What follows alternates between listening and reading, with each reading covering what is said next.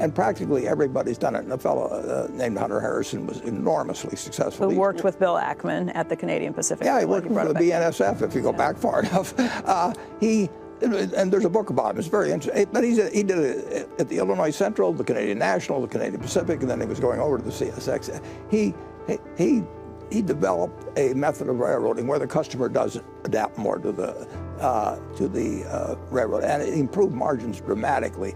Our margins are close to what the better railroads, well, there's only a few, get from precision railroading. On the other hand, we've gained share. Because the customers don't like because the railroads apparently, or the railroad customers like us better. And over the long term, we'll see. But it isn't like it's something we can't do. And here's the latest on the coronavirus. China reported an additional 150 deaths and 409 new cases overnight. South Korea raised its coronavirus alert to the highest level after the number of cases there ballooned from 31 to more than 750 in less than a week. Stocks in Asia falling overnight. Hong Kong's Hang Seng fell 1.8%. South Korea's Kospi fell nearly 3.9%. Shares of South Korea's two largest airlines down as they canceled flights to the city of Daegu, where many of the new cases were detected. Meantime, Italy's government is scrambling to deal with the biggest outbreak of the coronavirus outside of Asia. Stocks there were lower overnight. The government placed at least 10 towns in northern Italy under quarantine and canceled the last few days of the Venice Carnival. Elsewhere in Italy, schools, museums, universities, and cinemas were closed, and major soccer matches were canceled. At this point, I mean, Boris Johnson out earlier today, Andrew, saying that the risk to UK citizens just over there remains low. I would say that our officials would say that here too. The risk to the U.S. citizens remains low. But there's a significant difference between supply chain disruption, slowing dozens and dozons and actually hundreds of companies. Absolutely. And that's dampening global growth. What worries me is that we don't know 3 months, 6 months, 9 months. If it ever gets to the point where we start to see, in a lot of countries around the world, these breakouts where they don't even know the origin of some of these, and if they multiply like that, that's when I think it could really get.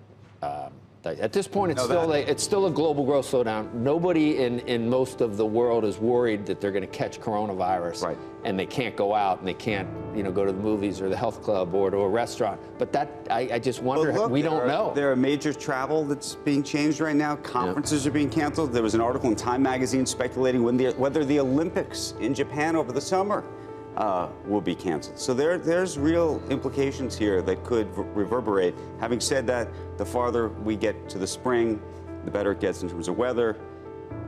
There's a whole sort of view about how the flu, I was looking at some of Jim's tweets earlier. If you go too far with the fear and the panic, you're accused of one thing. If you don't go far enough, you're accused of the other thing. So we really just need to sit here and each day report on the facts and try to remain detached. But there's something about a pandemic that just is different than other black swans. It's a frightening prospect. Anyway, let's get right back to our guest of the morning. Warren Buffett joins Becky in Omaha following the release of his annual letter to shareholders over the weekend. Becky, you took a plane. I mean, it's in the back of our minds, is it not? It's just in the back. There's no way around. And the risks are low. So it goes back to 1918. It goes back to 1918. If you look at the numbers of what happened in that pandemic when it came around the globe, up to 50 million people were killed in that. It was a third of the planet's population that was infected. It was 500 million people that were infected at that point. 675,000 Americans died at that point. So inevitably, your mind kind of goes back to what's happened in the past, because as humans, we always look back to history to try and predict the future. It doesn't always work. It's not always prophetic, but it does give you something of what to kind of play out if this were to get worse and worse. Now, Andrew brought up the idea that it's warm weather. We're approaching spring in a lot of parts of the country, or a lot of parts of the planet. That may be good news. We just don't know if this time around, if this is one of those viruses that does die off in warmer weather. Wait and see and kind of hope. Yeah, actually, I think this, from what I've heard from people that know a lot more about viruses than I do, that unfortunately, this will make it through the summer, and in terms of having a vaccine, it's a long ways off. So you've got it is scary stuff. I don't think it should affect what you do in stocks, but in terms of the human race, it's scary stuff when you have a pandemic. Yeah, I guess this one's particularly frightening because it's new. So there's no natural immunity that's built up in any of the populations, and you wonder what happens, particularly in areas where there's not the same healthcare structure that we have in America or in some of the developed nations. I guess that's a big part of the question too. Yeah, and well, I think about it in terms of our annual meeting. I mean, which is May 2nd. I mean, it could very well affect by that time. It could affect. We got questions from viewers asking just that. Will the annual meeting be any different this year, particularly because you have a large Chinese contingency of shareholders who come here for that? Yeah, and that certainly will be affected. And incidentally, I mean, flu is particularly tough on old people. Yeah, if you're going to have two guys on the stage whose combined age is 185, so we won't be looking for people that are showing any signs of contagion. But that's one of the problems with this, is it does have a long gestation period, right. And it's highly transmissible. And again, you did talk about it earlier. It's something that you see in the results of the businesses, even some of your own fully owned businesses that you didn't anticipate. Well, and we own airlines, for example. No, it affects businesses. Now, actually, my dad used to tell me a story. He was 14 in 1918, and he told me what went on in Omaha, during the big Spanish flu epidemic. I mean, it was something in those days, and pandemics will occur in the future. Now, what they hope to get is a universal flu vaccine, but that's a long way off. It isn't impossible. I mean, I asked my own science advisor is Bill Gates, so I talked to him. I call him.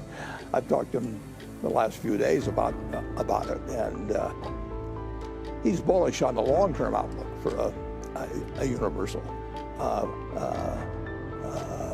prevention of it, but says it's not going to come, it's not going to be here in 10 years.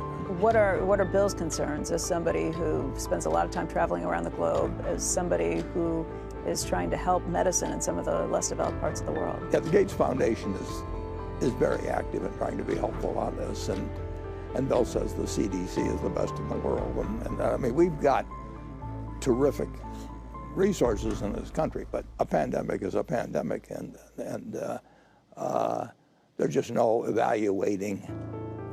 But I have heard that the summer is not likely to cause the end of this. Do you know why?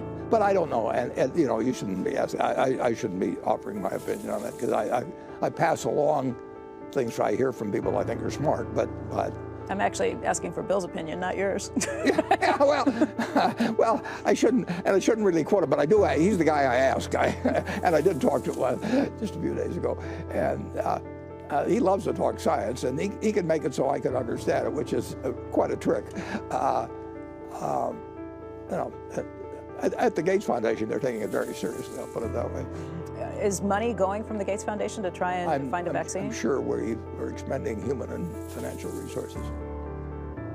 I mean, maybe this is more than you know, but do you know if they have put human resources out either into China or other places where there's... I don't know that. I don't want to comment on that, but I know that that is something they've always spent. They've been very involved in is human health, and even particularly this. Bill knows a lot about vaccines.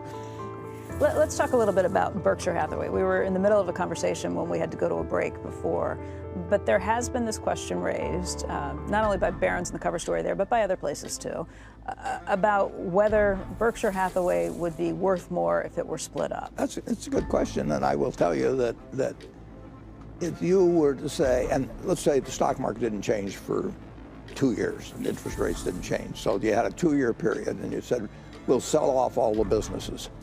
I don't think, I mean, you have the expenses of selling them. Now, if you sold them all to people who leveraged them up to their maximum, you might get a little more than the stock is selling for. It would be very tax inefficient, very tax inefficient. Interestingly enough, Up till 1986, it wouldn't have been. I mean, there was a general utilities doctrine that governed corporate breakups, and so you could dispose of businesses or securities if you did it right. You could dispose of securities or businesses that had appreciated without a tax at the corporate level. That was done regularly in various ways up till 1986. They revised the tax code big time. They killed general utilities. You can't do that now. Now you can have spin-offs, this business or that business. You probably have to lie a little in terms of your purpose in order to get the best tax ruling. And it takes time, but you cannot break up, you cannot dispose of the entire business, business by business, without having very substantial tax liability. It would not produce a gain. On the other hand, having them together produces, there's some very valuable synergies in there. Now, we don't use leverage as much as the people who would buy them piece by piece would do. So we could leverage Berkshire up to the sky. I've promised people we won't, because we have insurance promises to people out 50 or 100 years, and we've got shareholders who are going to own the stock for 50 years, and they do not want us to leverage to the sky. But there would not be a profit if we were simply to announce that over the next 24 months that you could come in and buy any business we had and we'd sell them to the highest bidder. You made a point of talking about this in the annual letter. You said, key to my Berkshire-only institutions is my faith in the future judgment and fidelity of Berkshire directors. They will regularly be tested by Wall Streeters bearing fees. At many companies, these super salesmen might win. I do not, however, expect this to happen. That's exactly true. And I think by writing it, it helps it a little too. No, there's no question that Wall Street would love to come along and sell anything that we've got. I mean, there's a fee every time that there's a transaction, and they're big fees, and there's fees for financing. I mean, so we've had all kinds of people snoop around that. They know they're not getting it done with me, but it won't get done later on either.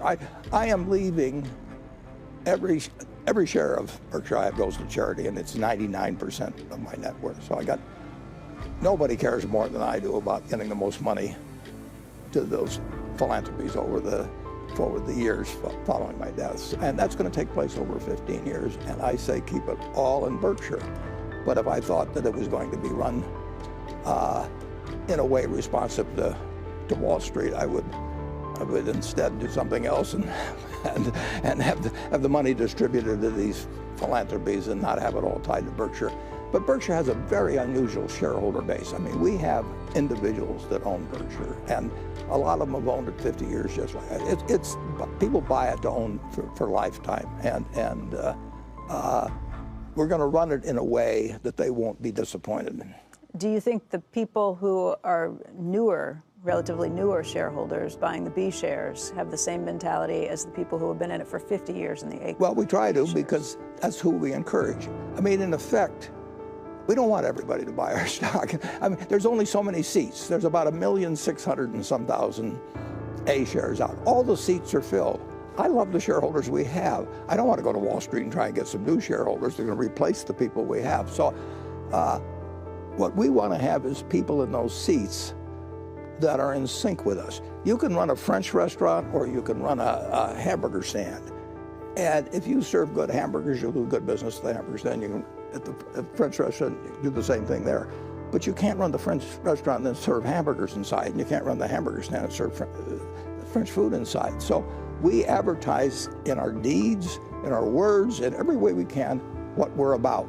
And we're looking to have the seats filled at our church by people who are in sync with us, and we do have them there. We get the same people every Sunday. And I see no advantage in going out and telling everybody in Wall Street we're going to do wonderful things and having those seats replaced, because the only way you can get a seat is to throw somebody else out of that seat. There's only so many seats and they're all full, and you want them filled with people who are in sync with the policies of the company, and therefore you have to explain those policies and you have to live up to those policies, and for 55 years we've tried to. So you get the shareholders you deserve. Exactly.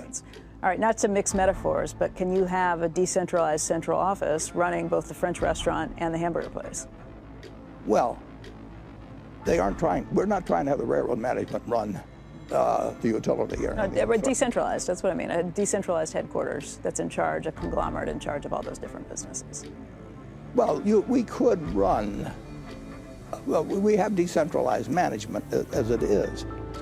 We could have somebody in charge of all the little companies, another one for the big, I mean, we could divisionalize it in all kinds of ways. I think we'd have more overhead. I think we'd have a different sort of manager. Our managers like running their own businesses, and they never have to finance their businesses. I mean, they never have to go to Wall Street. They probably save 25% of their time, and I want them to feel they own their businesses, and that's all they're responsible for. If we mess up some other way, they get paid based on how they do, and there again, we attract managers who like to operate on that basis. We don't attract managers, particularly who think they're going to keep moving step by step through various divisions and eventually run the whole place. One of the things that people wrote in, a lot of people had questions about the banks, about what's happening with the banks, what you've changed with some of your investments over time. Jason Goldberg writes in, he says, please ask Warren about his views on the bank stocks in general and on Wells Fargo in particular. Over the last 2 quarters, he sold almost a quarter of his longstanding Wells Fargo stake. Also in the 4th quarter, he dumped a third of his Goldman Sachs shares, although he still owns over $75 billion in bank equities. So what do you think about banks? Not necessarily the sell-off today because you don't look at day by day. Well, banking is a good business if you don't do dumb things on the asset side. I mean, basically. And it's a business that the banks we own earn between, the commercial banks earn between 12% and 16% or so on net tangible assets. That's a good business. It's a fantastic business against the long-term bond, at 2%. If you have a choice between a 2% instrument and a 12% instrument, which one's going to win over time? So if you ask me whether I think banks are going to go down where they only earn 3 or 4% on tangible assets, I don't think that'll happen. The question is really whether they do something massively dumb. I mean, which periodically a number of banks have done, and I feel very good about the banks we own. They're very attractive compared to most other securities I see, and most of them are buying. Bank of America is buying in a lot of stock every year. So our ownership of the Bank of America this year probably will go up 7 or 8% without us spending a dime. I'd like to own any business, any good business where my ownership goes up 7 or 8% every year without me spending any money, and on top of it I get a dividend and so on.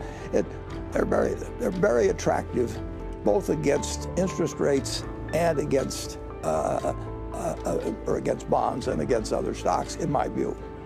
You say occasionally they do dumb things. Maybe you're talking about Wells Fargo with the scandal that it had. It just settled on Friday with a number of the regulatory institutions that were kind of looking into it, the investigations that were taking place for $3 billion. Yeah. Does this mean that they have kind of finally gotten through that and can move forward? I don't know the answer to that. I know that they paid $3 billion because it was announced. I don't know what else is outstanding. But Wells Fargo is classic in terms of one lesson. My partner, Charlie Munger, he says, whenever we have a problem, you attack it immediately. He says an ounce of prevention is not worth a pound of cure. An ounce of prevention is worth a ton of cure. And we've seen that time after time. And the interesting thing, and I don't know the details at all, but the original thing was a whole bunch of phony accounts.